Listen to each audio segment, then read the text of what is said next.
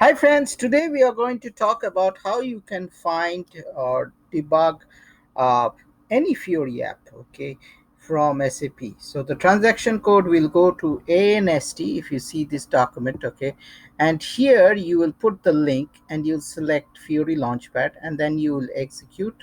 And because of some copyright issue, I could not show this, but then you do start recording. After that, once we have done this, now you can see from here what are the things that are getting called. So if you click finance, okay, and here you can see the other stuffs that is there.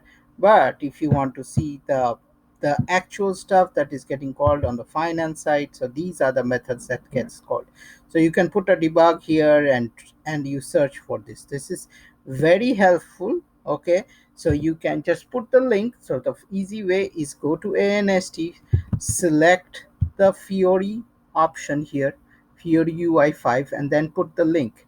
And then you start execute and you start recording, do some things in the Fiori, and then come back to ANST where it will say stop recording, and then you get all these options. And then you here from here you can see the custom tables, you can see the customer code if there is anything, and all those things. So this is very very very very useful.